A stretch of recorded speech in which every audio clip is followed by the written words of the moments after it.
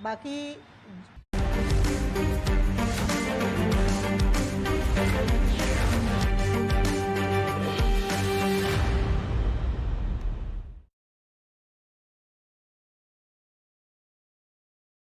Welcome back. 5 राज्यों में हुए विधानसभा चुनाव की मतगणना जारी है। बंगाल, असम, तमिलनाडु, केरल और पुडुचेरी में आ रहे अब तक के रुझानों पर नजर डालें तो सभी राज्यों की तस्वीर एकदम कमोबेश साफ दिख रही है। हालांकि अंतिम नतीजे आने तक स्थिति बदल भी सकती है। कुछ राज्यों में ऐसा हो सकता है जहां पर टाइट फाइट्स बहुत सारे हैं। अब तक सबसे दिलचस्प नतीजे जो हैं वो पश्चिम बंगाल में देखे, जहां तमाम एग्जिट पोल के नतीजों के दर को दरकिनार कर तृणमूल कांग्रेस अच्छी खासी बढ़त के साथ सत्ता में वापसी करती हुई दिख रही है। 292 से करीब 209 सीटों पर फिलहाल तृणमूल कांग्रेस की बढ़त है, जबकि बीजेपी जो है 80 सीटों पर ही है, 100 के आंकड़े से भी अब नीचे है। बंगाल की सबसे अहम सीट नंदीग्राम पर अभी कांटे की टक्कर चल रही है, जहां पहले बीजेपी के शुभेंदु अधिकारी अच्छी खासी बढ़त के साथ आगे थे, लेकिन अब ममता बनर्जी और उनके बीच सीटों का अंतर जो है वो अब काफी कम रह गया है और दोनों के बीच कांटे की टक्कर होती हुई दिख रही है। बात करें असम की तो वहां बीजेपी दोबारा सत्ता में लौटती हुई दिख रही है। तमिलनाडु की रुझानों में डीएमके को बहुत बड़ी बढ़त मिलती दिख रही है। 150 के आंकड़े के पार जाना चाहते थे, 117 जो है वो हाफवे मार्क है। स्टालिन की नजर जो थी वो 150 पर थी, 147 पर कहीं आकर फिलहाल अभी लीड रुकी हुई है। वहीं केरल में लेफ्ट का पलड़ा जो है वो भारी दिख रहा है। पिनराई विजयन ने क्या जबरदस्त वापसी की है। 2019 के अगर लोकसभा चुनाव पर देखें तो यूडीएफ यानी कांग्रेस लेड जो पार्ट था, विपक्ष था, उसको कम से कम 121 सीटों में बढ़त थी, लेकिन यहां पर पांसा ही पलट दिया। पिछली बार 216 से बेहतर कर आ गए पिनराई विजयन, जो कि साफ एक खुद के लीडर। ये चुनाव जो है पिनराई विजयन पर लड़ा गया है, लेफ्ट वामपंथी एलडीएफ के बात नहीं, लेफ्ट डेमोक्रेटिक फ्रंट पर नहीं। वहीं पुडुचेरी के शुरुआती रुझानों में बीजेपी कांग्रेस को पछाड़ती हुई दिख रही है। एनडीए की जो है वहां पर सरकार 30 सीटों में बनती हुई दिख रही है। अब एक और बड़ी खबर आ रही है कोविड-19 से जुड़ी हुई। अनिल विज जो हैं वो मंत्री हैं हरियाणा सरकार के, उन्होंने अभी ट्वीट कर ये कहा है कि हरियाणा में 3 मई से यानी कल से 7 दिनों के लिए संपूर्ण लॉकडाउन कर दिया गया है। कंप्लीट लॉकडाउन 7 दिनों के लिए। कई सारे डॉक्टर्स हैं जो कह रहे हैं कि पूरे देश में कम से कम 1 महीने के लिए लॉकडाउन लगा देना चाहिए। इससे पहले थोड़ी देर पहले ओडिशा की सरकार ने भी ये ऐलान किया कि 3 मई से वो भी कम से कम 15 मई तक लॉकडाउन करने वाला है, वो भी कंप्लीट लॉकडाउन। तो ओडिशा में भी लॉकडाउन, अब हरियाणा में भी कह दिया गया है कि 3 मई से अगले 7 दिन के लिए यानी कम से कम 10 तारीख तक कंप्लीट लॉकडाउन। पंकज कपाई जुड़ रहे हैं। पंकज, तो अनिल विज ने ट्वीट करके ऐलान कर दिया कि हरियाणा में भी कल से संपूर्ण लॉकडाउन है। वीकेंड लॉकडाउन तो चल ही रहा है। बिल्कुल बिल्कुल, क्योंकि लगातार हरियाणा में जो है वो केस बढ़ रहे थे। 13,000 केसेस जो है वो पिछले 24 घंटे में सामने आए थे, और खासतौर पर क्योंकि दिल्ली के साथ जो एनसीआर है, जो हरियाणा का एक बड़ा हिस्सा है, वो लगातार वहां पर केस बढ़ रहे थे। चाहे गुड़गांव की बात की जाए, फरीदाबाद की बात की जाए, सोनीपत की बात की जाए। इसी के मद्देनजर होम मिनिस्टर, क्योंकि अनिल विज हैं प्रदेश के, उन्होंने ट्वीट कर ये जानकारी दी है कि अगले 7 दिनों तक हरियाणा में जो है वो लॉकडाउन रहेगा। हालांकि जो जरूरी सेवाएं हैं, जिस तरह से दूध सब्जी की बात की जाए, वो लोगों को मिल पाएगी, लेकिन लोगों को अपील भी की है कि लोग घरों से बाहर ना निकले, घरों के अंदर ही रहें। और इसीलिए अगले 7 दिन के लिए लॉकडाउन जो है वो हरियाणा सरकार की तरफ से लगा दिया गया है। जी पंकज, बहुत बहुत धन्यवाद इस अपडेट के लिए। चलिए चुनाव की ओर वापस रुख करते हैं। नंदीग्राम से बड़ा अपडेट आ रहा है। नंदीग्राम सीट में अब ममता बनर्जी आगे निकल गई हैं। ये अब बहुत बड़ी खबर आ रही है नंदीग्राम से। इस वक्त की खबर यह है कि ममता बनर्जी अब आगे निकल गई हैं। इससे पहले वो बीजेपी के शुभेंदु अधिकारी से पीछे चल रही थी, लेकिन अब 15 राउंड की गिनती के बाद वो आगे निकल गई हैं। कितने वोटों से आगे निकल गई हैं और क्या ये बढ़त बहुत सॉलिड है, ये भी देखना जरूरी है। नंदीग्राम में कम से कम कहा जा रहा है कि 20 राउंड तो होंगे चुनाव के, और 2 ब्लॉक्स हैं नंदीग्राम में, जहां पर पहले ब्लॉक में 34% मुस्लिम वोट्स हैं तो दूसरे ब्लॉक में कम से कम 12% मुस्लिम वोट्स हैं। ब्लॉक 1 और ब्लॉक 2 को मिलाकर, और कहीं ना कहीं शुभेंदु अधिकारी ब्लॉक 2 के वोट्स में स्ट्रांग थे, ब्लॉक 1 के वोट्स में ममता बनर्जी को आगे निकलने की संभावना थी। अमित सिंह हमारे साथ लाइव जुड़ रहे हैं। अमित, आप मेरे साथ जहां से हैं जरा दे, आपके पीछे तो भीड़ है, लेकिन नंदीग्राम से जो अपडेट आ रहा है ये क्या चिंता का विषय है? 15 राउंड के बाद ममता बनर्जी आगे दिख रही हैं, लेकिन शुभेंदु अधिकारी का कहना था कि कम से कम 15 या 20 हजार वोट से तो वो जीतेंगे।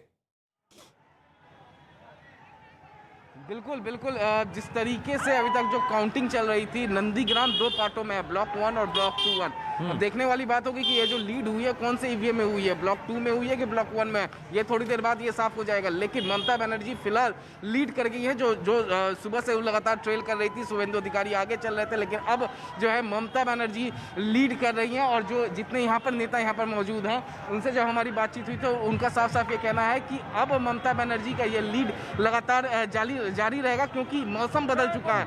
सुबह से यहाँ पर तेज धूप थी, अब यहाँ पे मौसम बदल गया है और ममता बनर्जी ने नंदीग्राम में लीड ले लिया है। मैं एक बार तस्वीरों के जरिए आपको दिखा दूं किस तरीके से यहाँ पर जश्न मनाया जा रहा है, टीएमसी कार्यकर्ताओं द्वारा यहाँ पर मनाया जा रहा है। यहाँ पर तस्वीरों में आप देख सकते हैं, लेकिन यही जश्न जी भीड़ तो जमा है। इस पर इलेक्शन कमीशन के 2-3 ऑर्डर्स आ चुके हैं, लेकिन प्रशासन वहां कुछ भी करता हुआ नहीं दिख रहा। कोरोना का संक्रमण अगर फैला तो जिम्मेदारी किसकी होगी, बहुत बड़ा सवाल है। अब एक और बड़ी खबर आ रही है आसनसोल से। वहां बीजेपी के उम्मीदवार की गाड़ी पर कुछ लोगों ने हमला बोल दिया है। हमले का आरोप तृणमूल कांग्रेस के कार्यकर्ताओं पर लगा है। खबर है कि जामुड़िया विधानसभा सीट पर तृणमूल कांग्रेस के उम्मीदवार हरेराम सिंह ने 7,000 से ज्यादा वोटों के अंतर से बीजेपी के उम्मीदवार तापस राय को हरा दिया। नतीजे आने के कुछ ही देर बाद आसनसोल इंजीनियरिंग कॉलेज के पास मौजूद एक मतगणना स्थल से कुछ ही दूरी पर खड़ी तापस राय की गाड़ी पर हमला कर दिया गया और उसमें जमकर तोड़फोड़ भी हुई है। ये तृणमूल कांग्रेस के काडर ही दिख रहे हैं और उन्होंने आपस में और उसमें वहां जमकर तोड़फोड़ भी हुई है। जरा मैं अमित सिंह के पास जाना चाहूंगा। अब जो है आने वाले दिनों में ऐसे अगर दृश्य दिखे तो इसकी जिम्मेदारी किसकी होगी? तापस राय की गाड़ी पर हमला हुआ है और आरोप जो है तृणमूल कांग्रेस के कार्यकर्ताओं पर लगा है। ये दृश्य आ रहा है, हरे रंग का गुलाल लगाकर तृणमूल कांग्रेस के झंडे लहराकर ये कॉलेज के सामने, इंजीनियरिंग कॉलेज के सामने तोड़फोड़ की गई, गाली गलौज भी की गई। अमित। जी हाँ, बिल्कुल जिस तरीके से तापस राय की गाड़ी पर हमला हुआ है, और यहाँ पर मैं आपको एक तस्वीर दिखाना चाहता हूँ किस तरीके से कोलकाता पुलिस जो है वो हरकत में आई है। वो यहाँ पर जो कार्यकर्ता इकट्ठा थे उन्हें कह रही है कि यहाँ से वो जाएं, कोविड प्रोटोकॉल का पालन करें। जो अधिकारी हैं वो यहाँ पर पहुँचे, जो सीनियर मोस्ट अधिकारी, मैं पंकज से कहूँगा कि वो तस्वीरें दिखाएं कि किस तरीके से यहाँ पर जो अधिकारी हैं वो लगातार कार्यकर्ताओं से बात कर रहे हैं। यहाँ पर आप देख सकते हैं वहाँ तस्वीरों में किस तरीके से यहाँ पर तस्वीरों में देख सकते हैं। लेकिन जो कार्यकर्ता हैं वो कार्यकर्ता जो है वो लगातार यहाँ पर जश्न मना रहे हैं। और यहाँ पर तस्वीरों में आप देख सकते हैं कि स्थिति यहाँ पर क्या है। जो अधिकारी हैं वो लगातार समझा रहे हैं। आनंद जी अब ये जो व्यक्ति है आपके पास है वो जरा आपको परेशान करते हुए लग रहे हैं। उनसे कहने की ये उनसे ये आग्रह करने की जरूरत है कि देखिए आप घर पे रहिए, आपको जो कहना है घर से कहिए, वर्चुअली सेलिब्रेट कीजिए, सड़कों पर इस तरह से ना उतरिए। उनके चेहरे पर भी गुलाल लगा हुआ है, लोग भी वहां घूम रहे हैं, लोग वहां पर 500 के करीब है। पुलिस पर्सन जो है वहां पर वो 5, और वो एक दूसरे से हाथ जोड़ के आग्रह कर रहे हैं। कितने लोग उनकी ऐसी बात सुनेंगे? बहुत चिंता वाली बात है। हमारे साथ देवनाथ जी हमारे साथ हैं और प्रेम शुक्ला जी हमारे साथ हैं और सारा शाह हलीम जी भी हमारे साथ हैं और साथ ही अशोक वानखेड़े भी हमारे साथ हैं। अमित जी आप जहां खड़े हैं वहां भीड़ जमती हुई नजर आ रही है। आप जरा वहां से हटिए, मैं जरा आपकी सेफ्टी के लिए चिंतित हूं, आपके और आपके विजय की। लोग जो हैं वहां थोड़ा ज्यादा ही उत्तेजित हो रहे हैं। बादल देवनाथ जी, ये देखिए तृणमूल कांग्रेस का काडर देखिए। इसी इलेक्शन कमीशन कहता है मत आइए सड़क पर, दीदी कहती है मत आइए सड़क पर। अब ये सड़क पे आए हैं, इनकी वजह से अब संक्रमण नहीं फैलेगा। तृणमूल कांग्रेस की वजह से कभी संक्रमण नहीं फैलता। बहुत दिन के बाद आपसे मिल रहा हूँ। नमस्ते। कैसे है आप ठीक हैं? मेरा आप सबसे आग्रह है, आप लोग सब ठीक हैं, सकुशल हैं, मैं यही उम्मीद करता हूँ, प्रार्थना करता हूँ। लेकिन जरा काडर को बोलिए घर पे रहे। घर में सब स्वस्थ है? तो सब स्वस्थ है। आप ठीक है? बताइए, तृणमूल कांग्रेस का काडर सड़क पे उतरेगा तो कोरोना फैल जाएगा। से मैं खुश हूँ, भोलेनाथ की इच्छा से बिल्कुल बढ़िया हूँ, खुश हूँ। मेरा घर में भी सब ठीक ठाक चल रहा है। हाँ। और शहर में बताऊं, आज का जो आंकड़ा आपको मिला है, आपको खुशी हुआ ना बहुत दुख हुआ? पहले बताए ना, गुस्सा आ रहा है। देखिए, मेरा तो वोट बंगाल में है ही नहीं। जो चुनाव जीते अच्छे से जीते, जो सरकार बने एकदम हृष्ट पुष्ट एकदम कड़क सरकार बने, मेरा हमेशा यही आग्रह रहता है। खिचड़ी सरकार से मुझे डर लगता है क्योंकि वो देश के लिए अच्छा नहीं है। एकदम सरकार को क्लियर मैंडेट दिया है जनता ने और हर राज्य में ऐसा किया है, इसलिए मैं बहुत खुश हूं। लोगों ने बड़े नंबर में आके बाहर आकर वोट किया है और क्लियर मतदान किया है, इसके लिए मैं बहुत खुश हूं। लेकिन जिस तरह से सड़कों पर अभी सेलिब्रेशन हो रहा है उससे मुझे चिंता हो रही है। कार्डर को कंट्रोल करने की जरूरत है बादल बाबू। जो भाजपा के जो प्रवक्ता है यार, आप न्यूज 18 के माध्यम से फिर एक बार पूरे देश के लिए और अमित शाह मोदी जी को मैं सम्मान करता हूँ, उनके लिए मैं बोला मेरी 2 तारीख के 2 मई के बाद मैं रसगुल्ला सबको पीएमओ दफ्तर में भेजूंगा, सबको रसगुल्ला भेजूंगा। और सर एक बार देख लीजिए, खेल खत्म हो गया। और रेफरी क्या करते हैं जानते, खेल खत्म होने के बाद मैं एक बार दिखा रहा हूँ आपको, देख लीजिए। तो खेल खत्म हो गया। और जो मैं कहना चाहता हूँ सर, सुन लीजिए एक बात। मोदी जी देश के राजा है, वो प्रधानमंत्री है। एक राज्य के सत्ता के लिए 33-40 बार आने का कोई जरूरत था? मोदी जी का बदनाम कौन किया? ममता बनर्जी, हम सब नहीं किया। 6 महीने से लड़ाई कर रहा हूँ हर नेशनल चैनल पर, हर जगह में लड़ाई कर रहा हूँ। दीदी भी लड़ाई, सब टीएमसी कार्यकर्ता, सोशल वर्कर सब लड़ाई कर रहा है। सबके आशीर्वाद, सबसे कार्यक्रम में सबके लिए। और पूरे बंगाल के जनता जो ममता बनर्जी के साथ है, मोदी जी को आज पता चल गया, अमित शाह को पता चल गया। लेकिन जो डर का माहौल, जो सीबीआई ईडी लगा के जो डर का माहौल, और मोदी जी को पता ही नहीं था। यहाँ पर बंगाल के लोग, बंगाल के कृष्टि कल्चर में घर में दुर्गा पूजा, सरस्वती पूजा, काली पूजा, लक्ष्मी पूजा होता है। और यहाँ पर आके कहते हैं जी लक्ष्मी पूजा, दुर्गा पूजा नहीं होता है, सरस्वती पूजा नहीं होता है। मोदी जी को गलत समझाया सब लोग मिलके, और यहाँ पर आके बोला ममता बनर्जी काम नहीं किया। हर बार तुष्टिकरण का बात उठाया, लेकिन कितना गलत हो गया। अच्छा सर बताइए, तो मुसलमानों के लिए काम करना, क्रिश्चियनों के लिए करना, सिख के लिए, बुद्धिस्ट के लिए, सबके लिए, सिख के लिए, सबके लिए काम करना क्या तुष्टिकरण होता है? तो जिन लोगों के ऊपर ममता बनर्जी निराश था, जिन लोगों के वीडियो, जो लोग जो घोटाला किया, जिन लोगों का वीडियो प्रदेश अध्यक्ष से कैलाश विजय सबको लेके दिखा था, वही कैलाश विजय जो घोटाला किया उन लोगों को लेके भाजपा में ज्वाइन कर दिया और उनको वॉशिंग मशीन में कौन सा उसमें डाला, सबको सफेद बना दे, सब काला लोग सफेद हो गया। तो ये जो पहले से जो गलती किया भाजपा, पूरा गलती जो 6 महीना 7 महीने 1 साल से जो गलती किया, उसका नतीजा आज इन लोगों को मिल गया। मैं मोदी जी को और एक बात, 3 दिन से एक साजिश षड्यंत्र चल रहा था राज्यपाल को लेके, जैसे बिहार में किया था, सर्टिफिकेट दूसरे लोगों को दिया जाएगा, जो जीत गया उसको। मैं कल से मैं हर चैनल में कह रहा हूँ सर, मैं फिर भी मैं बोल रहा हूँ चुनाव विषय, मैं कह रहा हूँ जो बिहार में जो किया था, जीत गया, बोले तुम जीत गया, चाय पी के 50 मिनट खा के आओ, तुमको सर्टिफिकेट दो। आने के बाद देखा दूसरे को सर्टिफिकेट दिया। मैं वही साजिश यहाँ पर किया था 4-5 जिला में, लेकिन मैं कल से मैं उनको अनुरोध कर रहा हूँ, चुनाव ऑफिसर में ऐसा मत कीजिए। बंगाल के कृष्टि कल्चर अलग है। अभी तो 210 सीटों के बाद अगर आप कहेंगे कि ईवीएम में गड़बड़ है, चुनाव आयोग में गड़बड़ है, तो प्रॉब्लम है। यही 210 सीटें बीजेपी की होती तो आप क्या कहते बादल बाबू, मुझे समझ में नहीं आ रहा है। अभी भी आपको चुनाव आयोग से तकलीफ है, अभी भी आपको चुनाव प्रक्रिया से तकलीफ है। ये वही चुनाव आयोग है जिसको की तृणमूल कांग्रेस के लीडर्स ने एक्सट्रीमली कॉम्प्रोमाइज कहा था। आज वो माफी मांगेंगे, आज वो कहेंगे हम कान पकड़ के माफी मांगते चुनाव आयोग से कि हमने उन पर लांछन उठाया, हमने उन पर आरोप लगाया। क्योंकि 210 सीटें अब की बार, अभी जो लिखी है 211 सीटें पिछले बार जैसी, वो आपके नाम पर लिखी है।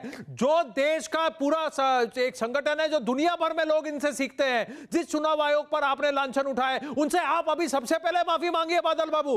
सबसे पहले तृणमूल कांग्रेस पार्टी माफी मांगे। ट्वीट लिखे हैं सबके, राज्यसभा में जो एमपीज हैं उन्होंने ट्वीट करके इलेक्शन कमीशन को एक्सट्रीमली कॉम्प्रोमाइज कहा था। आज सुबह भी ममता दीदी ने चुनाव आयोग पर लांछन उठाया। मैं आपसे जानना चाहूंगा, आप माफी मांगेंगे? आप कहेंगे कि इस तरह से ईवीएम पर दोष करना, इस तरह से चुनाव आयोग पर और चुनाव अधिकारियों पर दोष करना गलत है। इस तरह से हमने जो आरोप लगाया गलत है, जो हमने सेंट्रल पैरामिलिट्री फोर्सेस को कहा वो गलत है। सेंट्रल पैरामिलिट्री फोर्सेस की वजह से जिनको आपने कहा कि वोटिंग नहीं हो रहा है, आज आप कह रहे हैं कि हमको वोट किया जनता ने।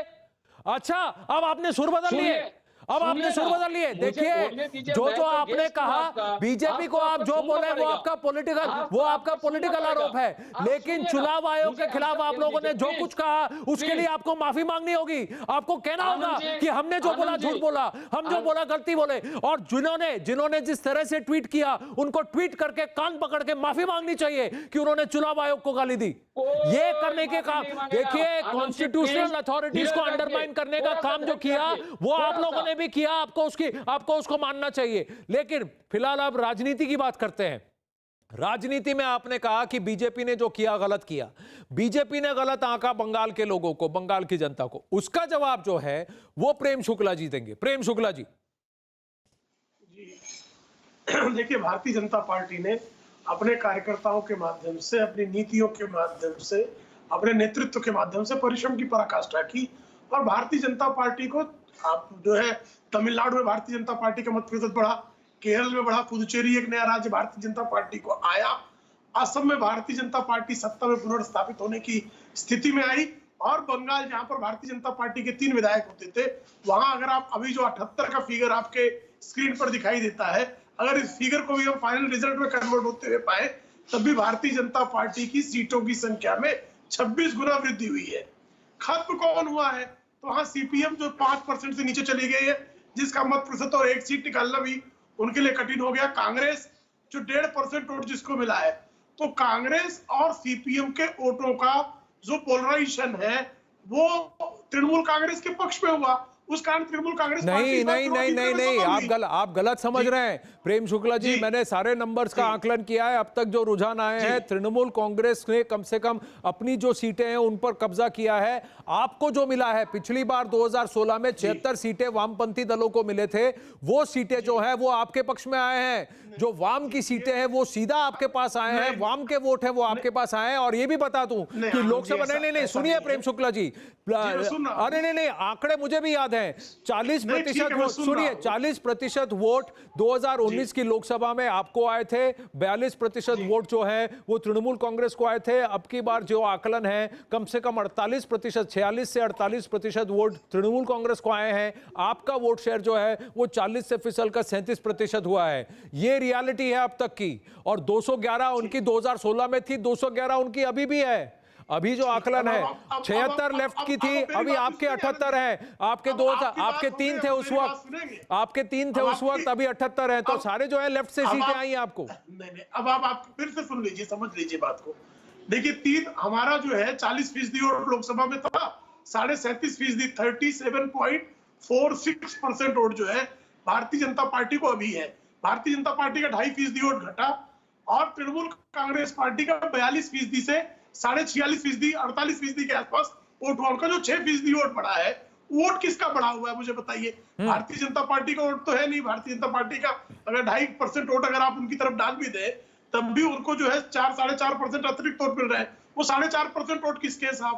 तो स्वाभाविक तौर पर वो वोट सीपीएम के और कांग्रेस के वोट है। एक दूसरी, आप पिछली बार देखिए जितनी मुस्लिम बहुल सीटें थी, कौन जीता था? तो उसमें अधिकांश सीटें जीतने में कांग्रेस को सफलता मिली थी, सीपीएम को सफलता मिली थी। इस बार वो पूरी तरह से सुपड़ा साफ हो गया है।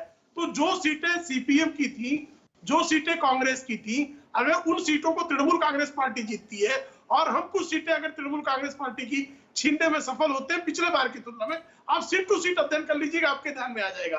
तो ये बहुत सुनियोजित ढंग से सीपीएम ने, कांग्रेस ने अपना वोट जो है तृणमूल कांग्रेस की तरफ डाइवर्ट किया, ताकि भारतीय जनता पार्टी को किसी तरह रोका जा सके। तो अब ये स्पष्ट हो गया, पैन इंडिया फोर्स अगर कोई है तो भारतीय जनता पार्टी है।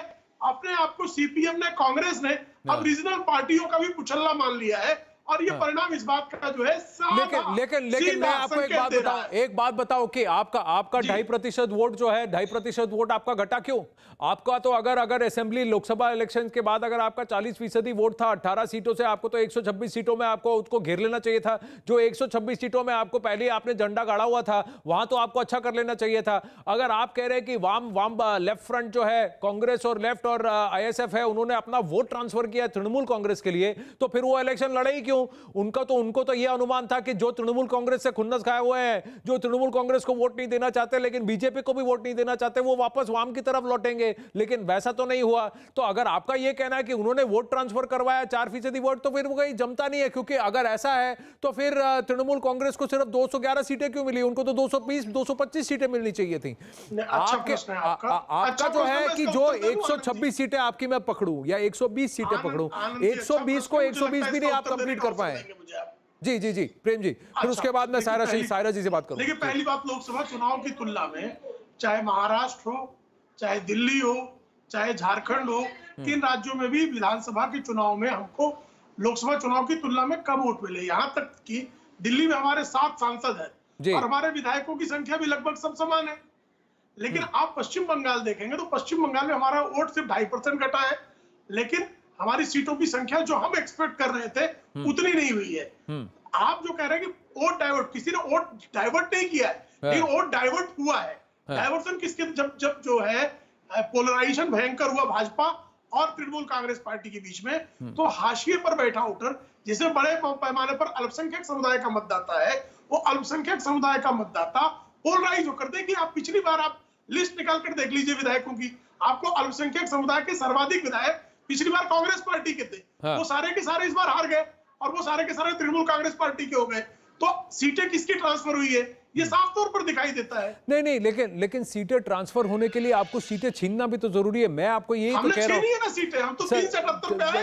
नहीं, आप फिर नहीं समझे, मैं कह रहा हूं पिछली बार वामपंथी सीटें जो थी, आपने 76 सीटें तृणमूल कांग्रेस से नहीं खींची है, और फिर वही 76 सीटें जो वामपंथी सीटों की थी वो तृणमूल कांग्रेस के पास नहीं गई है सर। तृणमूल कांग्रेस ने जो उनकी सीटें थी उन्हीं पर वापस कब्जा किया है सर। झारग्राम में देखिए, मैं आपको कह रहा हूं Jhargram phase 1, phase 2, phase 3, sir मैं सब कुछ आपको ब्रेक डाउन करके दिखा सकता हूं कि 2016 में जहां तृणमूल कांग्रेस था और 2019 में जहां बीजेपी ने झंडा गाड़ा, वहां तृणमूल कांग्रेस ने वापस जाके जंगल महल इलाके में, झारग्राम में, पुरुलिया में, सब जगह, नॉर्थ 24 परगनाज हो, साउथ 24 परगनाज हो, वहां पर भी, और चिकन नेक वाला जो इलाका है वहां पर भी, एक नॉर्थ बंगाल है जहां पर आपने फिर भी थोड़ा बहुत किया है।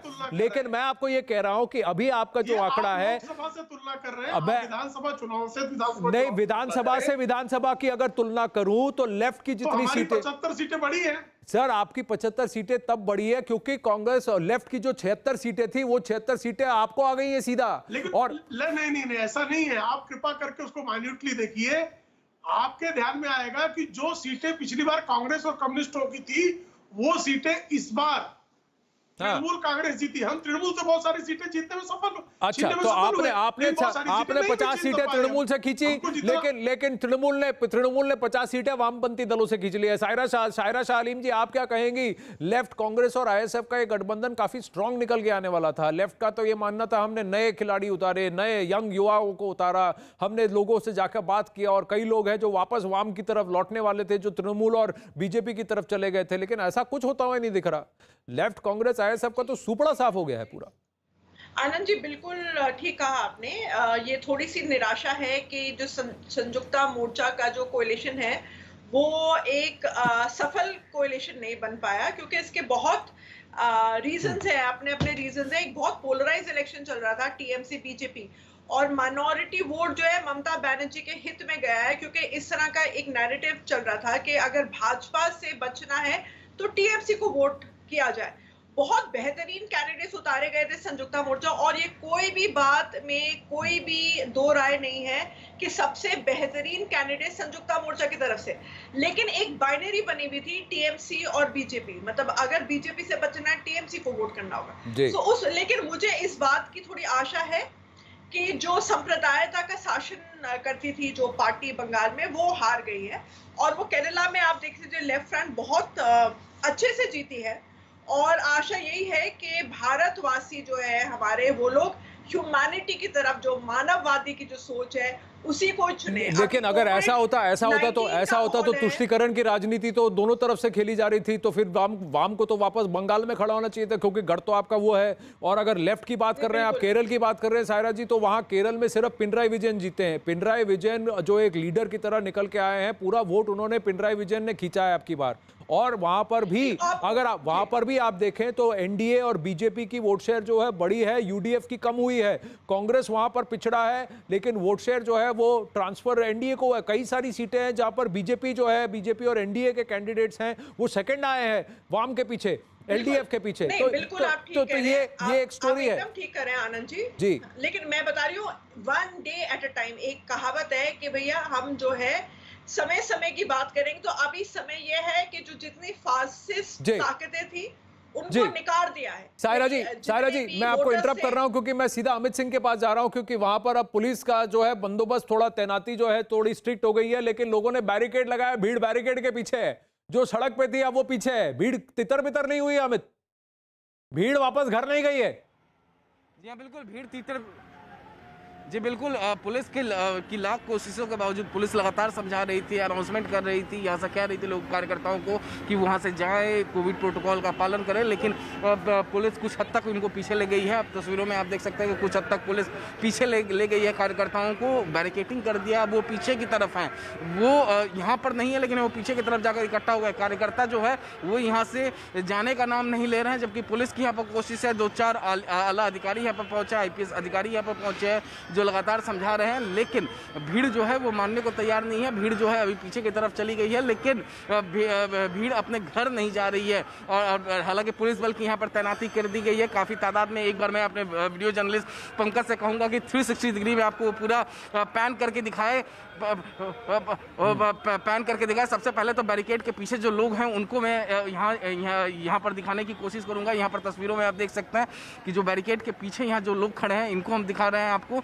और एक बार 360 डिग्री में दूसरी तरफ जो बैरिकेड में यहाँ पर आप देखिए किस तरीके से अभी भी बैरिकेड के पीछे यहाँ पर लोग खड़े हैं। यहाँ पर पुलिस लगातार इन्हें घर जाने के लिए कह रही है, लेकिन ये लोग मानने को तैयार नहीं है। एक बार मैं आपको 360 डिग्री पैन करके पूरा कैमरा यहाँ पर दिखाऊं तो यहाँ पर आप देख सकते हैं किस तरीके से पुलिस बंदोबस्त अभी फिलहाल 15 मिनट के अंदर यहाँ पर किया गया है। पुलिस बल जो है हर जगह तैनात है। आला अधिकारी यहाँ पर पहुंचे हैं, कम से कम 3 से 4 IPS अधिकारी यहाँ पर पहुंचे हैं जो लगातार यहाँ पर कार्यकर्ताओं को समझा रहे थे, लेकिन कार्यकर्ता जो हैं वो समझने का नाम नहीं ले रहे हैं। और दूसरी तरफ अब नंदीग्राम में जिस तरीके से ममता बनर्जी दीदी ने बढ़त बढ़ाई है, उसको लेकर जो कार्यकर्ता है वो काफ़ी ज़्यादा खुश है।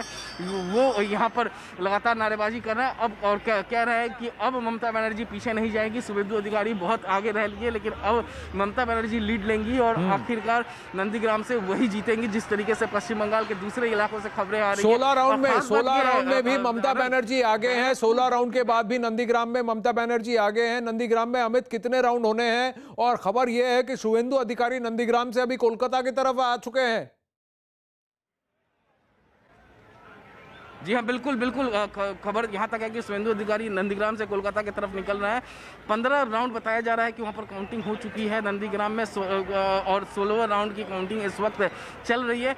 जो गढ़ बताया जाता था बीजेपी का, जैसे कि हुगली जहाँ से लौकड़ चटर्जी सांसद थी, वो गढ़ 18 के 18 पे हुगली में क्लीन स्वीप कर रही है। वहाँ पर TMC बैरकपुर जहाँ से अर्जुन सिंह थे, जो अर्जुन सिंह और दिनेश त्रिवेदी का गढ़ बताया जाता था। दिनेश त्रिवेदी चुनाव से ठीक पहले बीजेपी में शामिल हुए, और अब वहाँ पे जो 7 सीट है बैरकपुर की, यहाँ तक कि अर्जुन सिंह के जो बेटे हैं पवन सिंह भाटपाड़ा से वो लड़ रहे थे।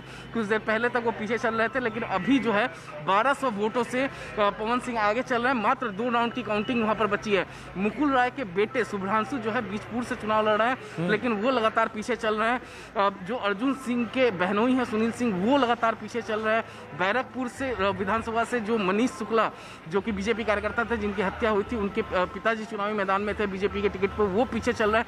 तो जो गढ़ था बीजेपी का, बीजेपी वहां से हार रही है। अर्जुन सिंह का जो गढ़ बैरकपुर बताया जा रहा था, बीजेपी वहां से हार रही है, हुगली से हार रही है, बर्दवान से। तो जिधर भी देखेंगे तो हर जगह TMC का जो फूल है वो फूलता हुआ दिखाई दे रहा है। आनंद जी तो यानी कि निश्चित प्रामाणिक भी अभी पीछे चल रहे हैं, तो जितने एमपी आपने उतारे सारे एमपी भी पीछे चल रहे हैं प्रेम शुक्ला जी। तो आपने कहां से तृणमूल कांग्रेस से सीटें खींची है? लॉकेट चैटर्जी का इलाका जो है, अर्जुन सिंह का इलाका जो है, और फिर जो अधिकारी हैं, अधिकारियों का तो वर्चस्व कम से कम 45 से 50 सीटों में कहा जा रहा था कि वो उनका इन्फ्लुएंस होगा। मेदिनीपुर, बर्दवान, पूर्व और पश्चिम मेदिनीपुर, बर्दवान, पुरुलिया, इन इलाकों में कहीं पर भी नहीं। अभी तो नंदीग्राम में भी पसीने छूट रहे हैं।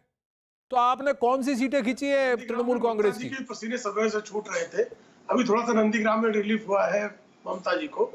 लेकिन आपको मैं 2016 के चुनाव से 2021 के चुनाव की तुलना, विधानसभा चुनाव से विधानसभा चुनाव की तुलना करेंगे तो आपके ध्यान में आएगा कि अधिकांश सीटें जो तृणमूल कांग्रेस पार्टी की किटी में गई है, वो सीटें कांग्रेस और माकपा की सीटें हैं। भारतीय जनता पार्टी की जो आप बैरकपुर का बता रहे हैं, हुगली का बता रहे हैं, ये लोकसभा चुनाव के आधार पर आप बता रहे हैं। और आप ही लोगों का बारंबार कहना होता है कि लोकसभा चुनाव और विधानसभा चुनाव अलग अलग ट्रेंड होते हैं। तो इस ट्रेंड के आधार पर अगर हम विधानसभा चुनाव से फिर विधानसभा चुनाव की तुलना करें तो भारतीय जनता पार्टी ने अपना जो है नया, पूरी तरह से नया मैदान खड़ा किया, नए तरीके से जीत अर्जित की। और तृणमूल कांग्रेस पार्टी के जहां विधानसभा सिटिंग एमएलए थे वही जीत कर आए हैं। अगर 76 एमएलए हमारे ऐड होते हैं तो 76 सीटें किसी की लेते आए हैं ना, तो किसकी सीटें ले आए हैं वो? क्या हम जो है वो मुस्लिम बहुल सीटें लेकर आए हैं जहां कांग्रेस के लोग जीत रहे थे? तो नहीं जीत लेकर आए हैं। तो कौन सी सीटें ले आए हैं? तो तृणमूल कांग्रेस पार्टी जिस पर पिछली बार चुनाव जीती थी, ऐसी बहुत सारी सीटें हमारी आई है। अच्छा, अशोक वानखेड़े जी, आपको लगता है, क्योंकि जो आंकड़े साफ दिखते हैं कि तृणमूल कांग्रेस ने अपनी सीटें होल्ड की 2016 के मुकाबले, और जो 76 सीटें वामपंथी सीटों की थी, वामपंथियों की थी, वही सीटें अभी घूम करके इस तरफ से माइनस होकर के सीधा बीजेपी की तरफ आई हैं। लेकिन प्रेम शुक्ला जी कह रहे हैं कि हमने तृणमूल से सीटें चुराई, तृणमूल ने वाम से सीटें चुराई। ये म्यूजिकल चेयर चल रहा है। अभी वाम जीरो पे आके अटक गया या वहां पर आके रुक गया जहां पर हम 2016 में थे 3 सीटों पर। सवाल यह है कि अब मैंने पहले भी कहा था एग्जिट पोल के बाद कि बंगाल में जब भी नतीजे आएंगे तो भारतीय जनता पार्टी इसी में खुशी मनाएगी कि उनकी 3 से लेकर सीटें 100 तक पहुंची है।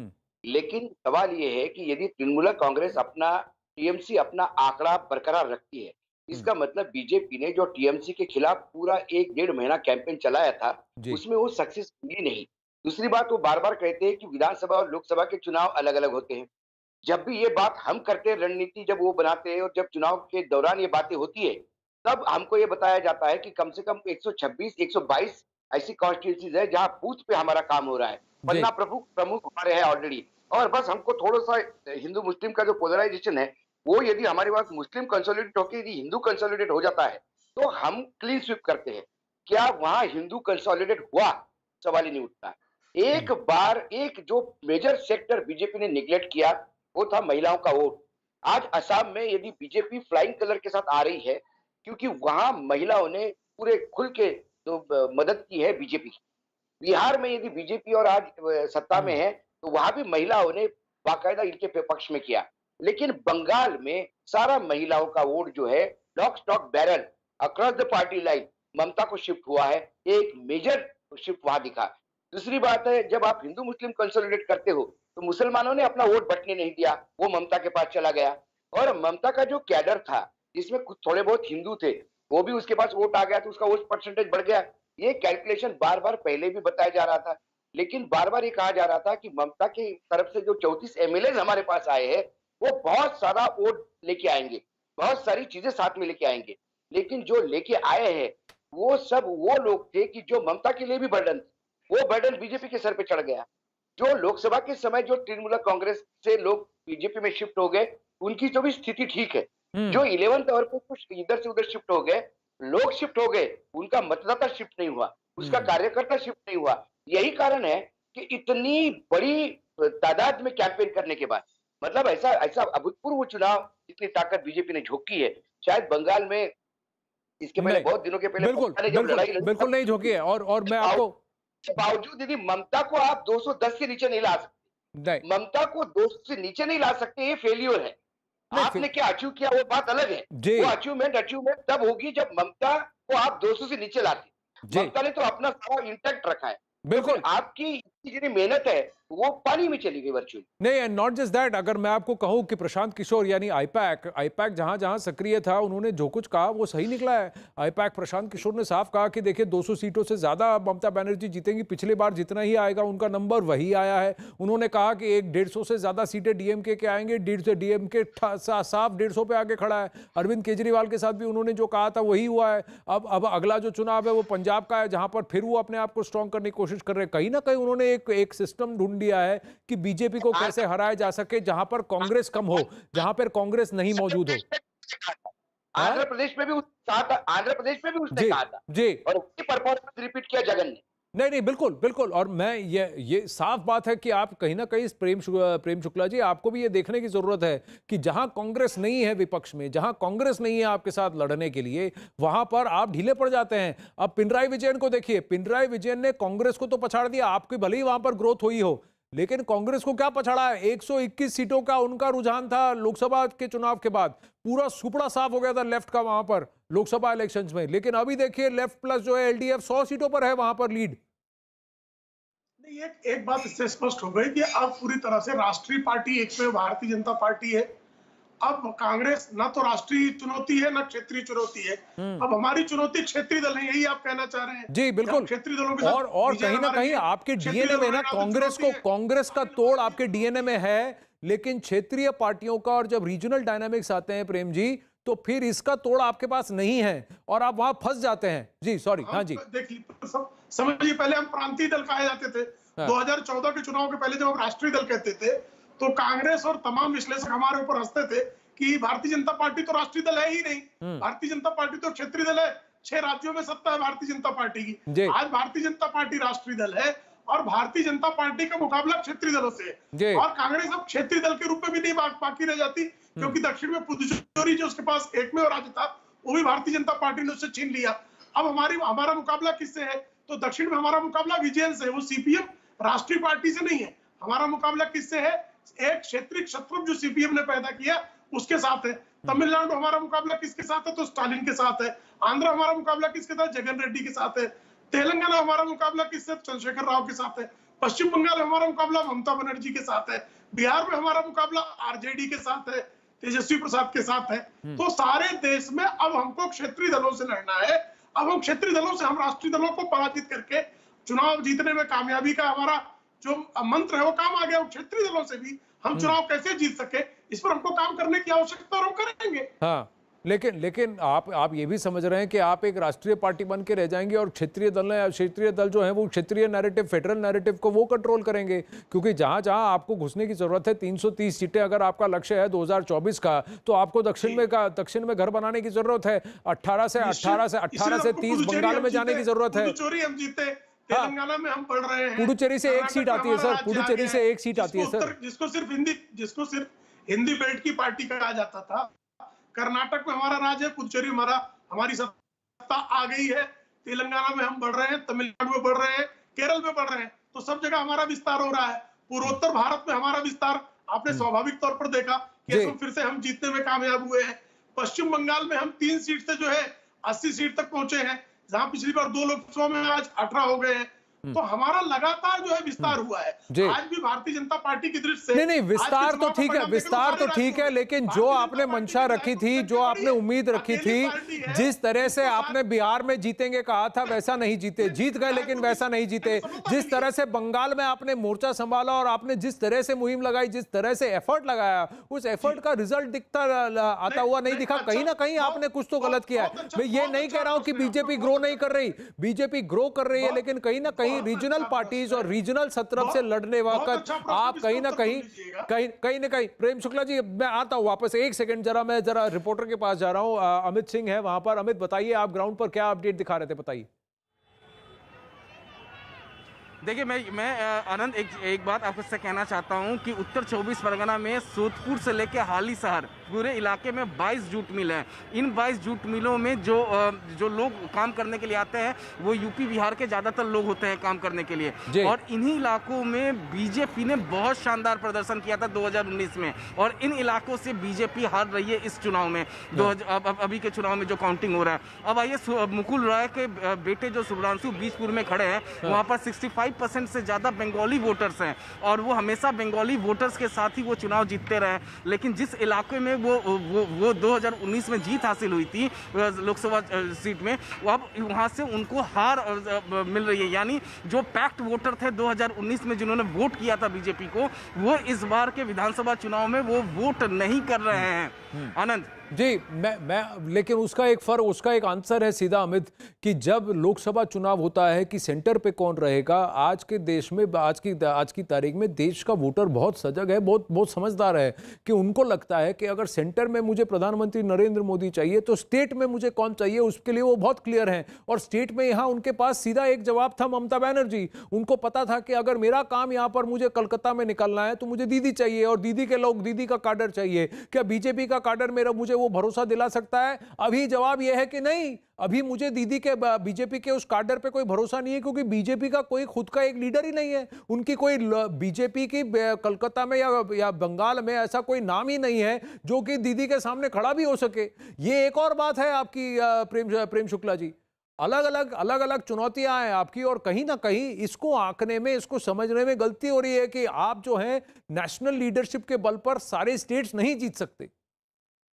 किसी जमाने में उत्तर प्रदेश में भी हम तीसरे नंबर की पार्टी हुआ करते थे और कहा जाता था कि उत्तर प्रदेश में सपा और बसपा के कारण भारतीय जनता पार्टी आगे नहीं जाएगी। लेकिन आपने देखा कि पिछले चुनाव में 2019 के लोकसभा चुनाव में सपा और बसपा ने मिलकर चुनाव लड़ा और उसके बाद भी भारतीय जनता पार्टी चुनाव जीतने में कामयाब हुई। अभी आप असम का उदाहरण देख लीजिए। असम में कांग्रेस किसी जमाने में अपराजय हुआ करती थी। कांग्रेस और बदरुद्दीन अजमल मिलकर चुनाव लड़े और भारतीय जनता पार्टी वहां चुनाव जीतने में आसानी से कामयाब हुई। तो ऐसा नहीं, हम भारतीय जनता पार्टी अलग अलग स्थानों पर, कई स्थानों पर हम बहुत बड़ा चेहरा ना होने के बावजूद भी हम चुनाव जीतते हैं। कई बार हमारे पास चेहरा होने के बाद भी हम चुनाव हार जाते हैं। भाई महाराष्ट्र में 2014 में हमारे पास चेहरा नहीं था, हम चुनाव जीत गए। हरियाणा में हमारे पास तब चेहरा नहीं था, हम चुनाव जीत गए। झारखंड में तो हमारे पास चेहरा नहीं था, हम चुनाव जीत गए। अब झारखंड में जो है, हम 2019 में हमारे पास चेहरा था, हम चुनाव नहीं जीत पाए। आपने हरियाणा में देखा, हमारे पास चेहरा था लेकिन हमको उस तरह का वोट नहीं मिला जिस तरह से 2014 में मिला था। महाराष्ट्र में भी हमारे जो है अलायंस के बिना हम लड़े थे 2014 और हमको 122 सीट थी। इस बार अलायंस के साथ लड़े 105 सीट है।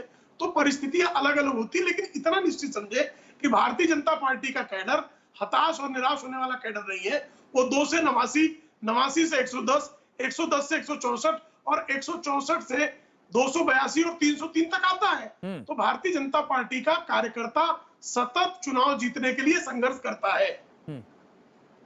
नहीं, मैं समझता हूं कि आप करते हैं, कोशिश करते हैं, और काडर और जो आपका मैकेनिज्म है उसका कोई सानी नहीं है, मैं ये भी मानता हूं। लेकिन कहीं ना कहीं रीजनल स्ट्रेटजी जो है आपकी, उसमें आप गड़बड़ कर जाते हैं और आपको रीजनली एक स्ट्रांग लीडर की जरूरत होती है डायनामिक्स में, और साथ ही काडर प्रेजेंस की भी जरूरत होती है। बादल देवनाथ जी, मैं आपसे जानना चाहता हूं, आपको क्या लगता है तृणमूल कांग्रेस ने क्या ऐसा किया कि कटमनी, तोलाबाजी, बुआ भाईपो, ये सारी जो बातें थी, इसको छोड़ करके लोगों ने ये कहा कि हमें तृणमूल कांग्रेस का साथ ही देना है? क्या ये लोकल काडर से, या फिर ये प्योरली दीदी इफेक्ट है कि ममता दीदी सड़क पे उतर गई, ममता दीदी ने कहा और तो ममता दीदी को मिल गया? या फिर आपको लगता है कि बंगाल की महिला ने अब की बार आपकी मदद की क्योंकि ये कहा कि बंगाल की बेटी?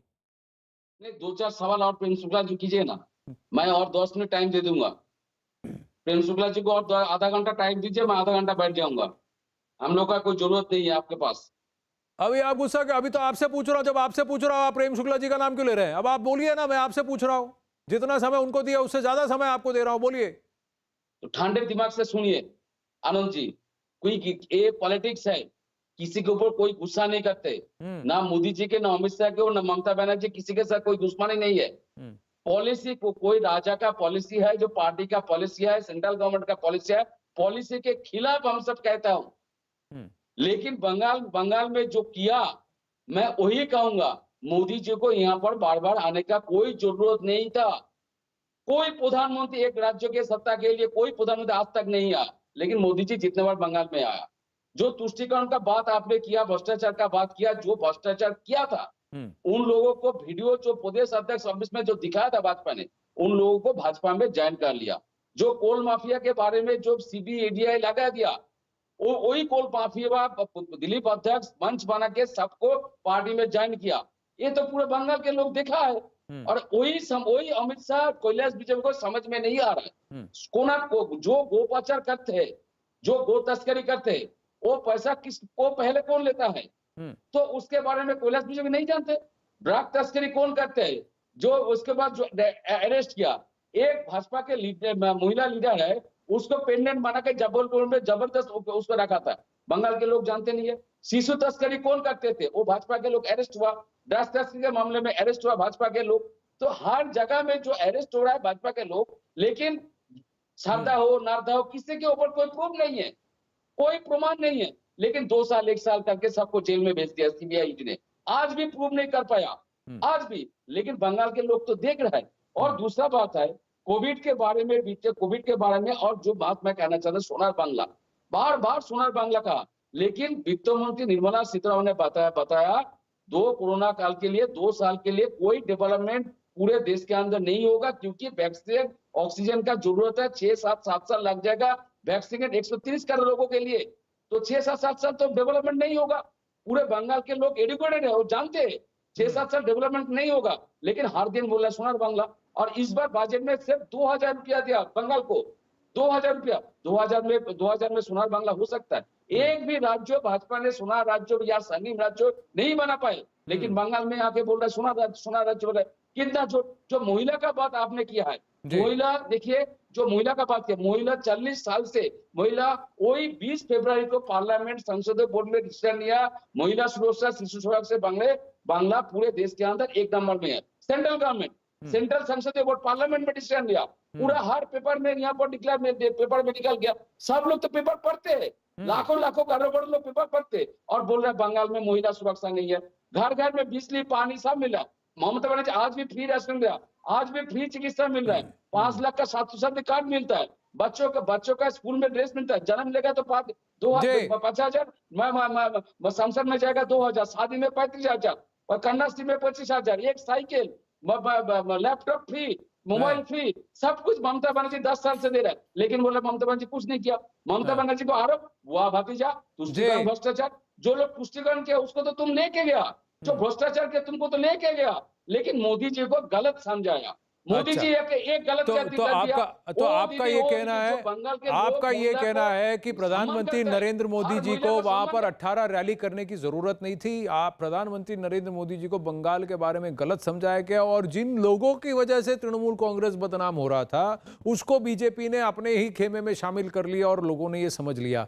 लेकिन क्या ग्राउंड पर परिस्थिति अलग थी? क्या लोगों ने कुछ और सोचा? उनके मन में क्या था? ये सब तो तब पता लगेगा जब सारे आंकड़े हो जाएंगे, चुनाव हो जाएगा, चुनाव आयोग कहेगा कि ये फाइनल रिजल्ट है। फिलहाल तो लीड है, और लीड वही कह रही है कि 2016 में जो वर्चस्व जमाया दीदी ने, वही फिर से अपना सिक्का जमा रही है। भले ही बीजेपी ने छलांग मार ली हो 3 से 80 तक, लेकिन तृणमूल तो अभी भी वहां है, 209 की लीड है। लेंगे अब 210 हो गई, और ये 79 पे पहुंच गया बीजेपी। ये आंकड़े बदलते रहेंगे जब तक सारे राउंड सेटल नहीं हो जाते। लेकिन हम लेंगे एक छोटा सा ब्रेक। आग्रह है हमारे गेस्ट से कि हमारे साथ बने रहें, और आप भी यहीं बने रहिए। मिलते हैं एक ब्रेक के बाद।